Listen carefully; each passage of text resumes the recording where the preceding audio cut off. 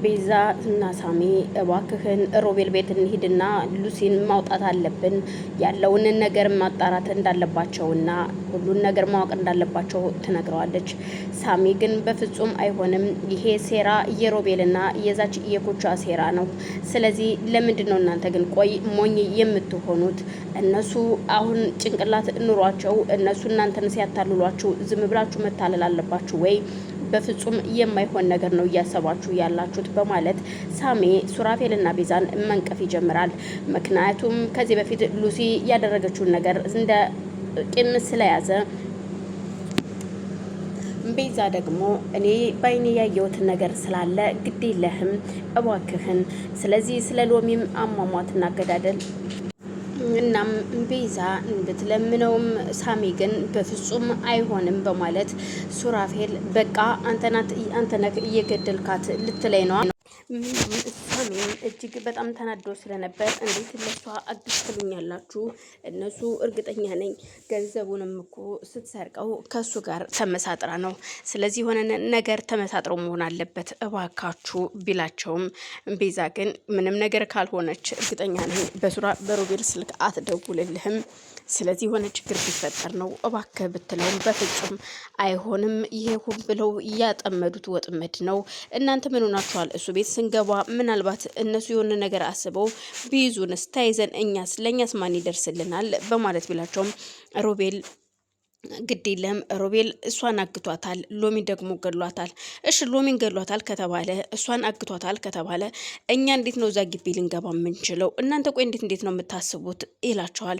በፍጹም እንደማይሆንና ይሄ ነገር ልክ እንዳልሆነ ሳሚ ሲነግራቸው ሱራፌልም አይ እንደዛ ካላችሁ በቃ እሺ ችግር የለውም፣ አንተም አሁን እኔ ሎሚን እንደገደልኳት እየነገርከኝ ነው በማለት ሱራፌል ለሳሚ ሲናገረው ሳሚ እኔ እንደዛ ማለት አይደለም ሱራፌል፣ ላነጋገሬ ይቅርታ አድርግልኝ፣ እንደዛ ማለት ሳይሆን እያልኩኝ እያለሁት እሱ ለኛ ማን ይደርስልናል ነው እንጂ እኔ አንተ ሎሚን ገደልካት አላልኩም በማለት ቢነግረውም በፍጹም እንደዛ አይደለም፣ ለማንኛውም እናንተ አትጨነቁ፣ እኔ ትንሽ ረፍት ላደርግና ላስብበት እስኪ በማለት ተነስቶ ወደ መኝታ ቤት ለመሄድ ሲል እባክን ተረጋጋና መጫወት ይኖርብናል እናውራ በማለት ሳሚ ሊያስቆመው ቢሞክር ሱራፌል ግን በፍጹም ማረፍ እንዳለበትና ብቻውን ማሰብ እንዳለበት እንደወሰነ ይነግረዋል።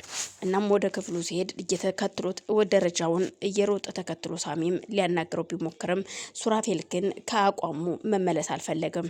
እንዳለውም መኝታ ቤቱ ሄዶ ቆይ አሁን ምን ማድረግ እንዳለበትና እዚህ ውስጥ በኔጦስ የተነሳ ቤዛና ሳሚ ምንም እንዲሆኑ አልፈልግም፣ ከቻልኩኝ እኔ ራሴ ወጣዋለሁ፣ እውነት እኔ ግድያትም ከሆነ ለፖሊስ እጄን እሰጣለሁ በማለት ሱራፌል ራሱ ላይ ይወስናል። በዛን መክሰፍት ስልኩን ሲያይ በድንገት ስልኩ ተደውሎለት ነበር። የተደወለው የሮቤል ስልክ ነበር። እውነት ሉሲ ትሆን እየደወለችው ማለት ነው።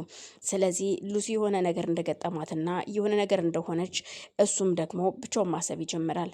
በዛን መክሰፍት ከደቂቃዎች በኋላ ሮቤልም ለሱራፌል ደውሎ አሁን ኩቻን እንደሆነ አዙሬ በር ዘግቼባታለሁ። እን ጊዜ እሷን በድንጋጤ ራሷን ስታ ሊሆን ይችላል። ምክንያቱም ራብና ውሃ ጥምም አንዱ የሞት አካል ነው፣ ደክማለች። ስለዚህ አሁን እኔ ብቻዬን እንዴት እቀመጣለሁኝ?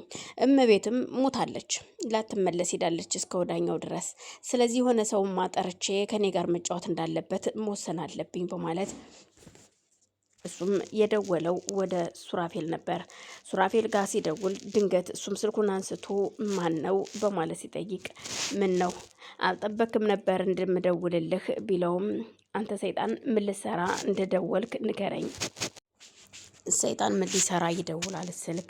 እንዴት ደወልክ? ለምንስ ደወልክ? በማለት ጥያቄ ሲጠይቀው እዩልህ አሁን ምንም ነገር አይደለም እየነገርኩህ ያለሁት አሁንና ትንሽ የምንጨዋወተው ጨዋታ ይኖራል።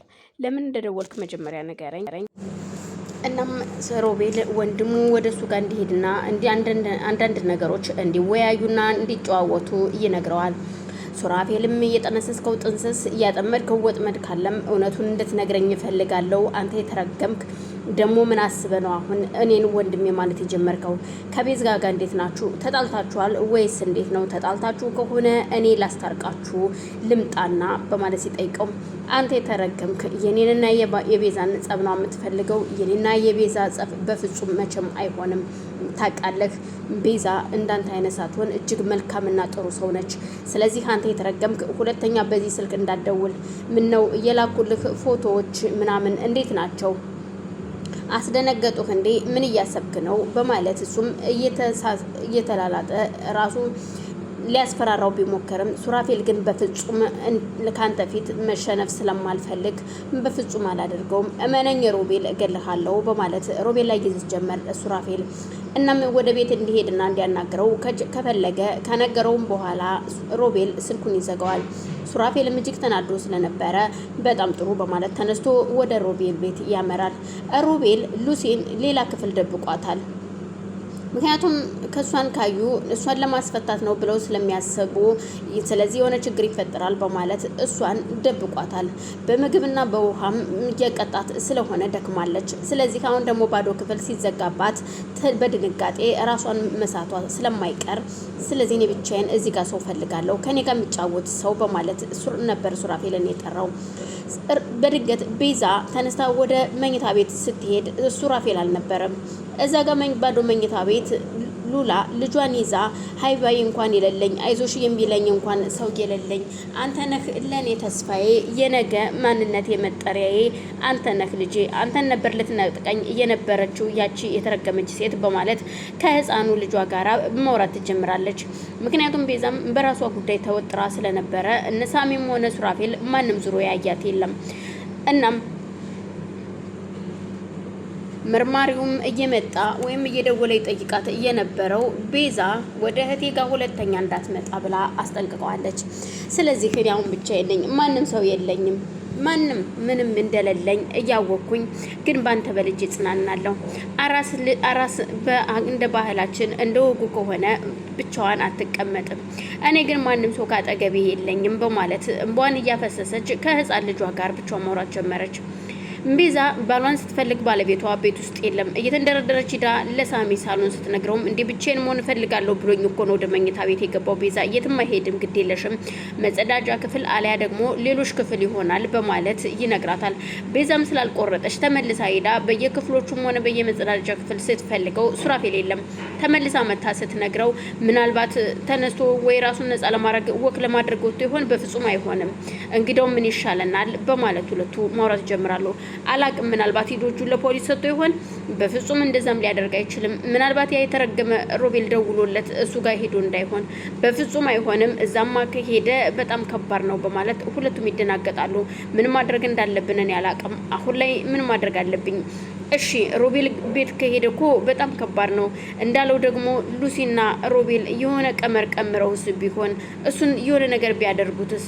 ስልኩም ሲሞከር ስልኩ ይጠራል፣ ግን ሱራፌል አያነሳም። ሱራፌል ከሮቤል ጋር ከሄደ ሮቤል መጠጡን እየጠጣ በደስታ ነበር የተቀበለው። እሺ ወንድሜ እንዴት ነህ ሲለው ሱራፌል ግን አንተ የተረገምክ ሉሲ አለች ሲለው ምን ነው ሉሲን ነው እንደምትጠይቀው? እኔ እኮ ነኝ የጠራው። ምን ሉሲ ደውላላችሁ ለሳሚ ስለደወለችለት ምን ችግር ተፈጥሯል ብለህ ነው? አታስብ፣ ሉሲ እዛ ክፍል አለች። እኔ ነኝ ያገትኳት፣ አግቻታለሁኝ። ምን ነው የሚያስደንቅ ነገር አለው? አንተ የተረገምክ ለዛ ነዋ ሎሚንም አንተ ነው የገደልካት በማለት ሱራፌልም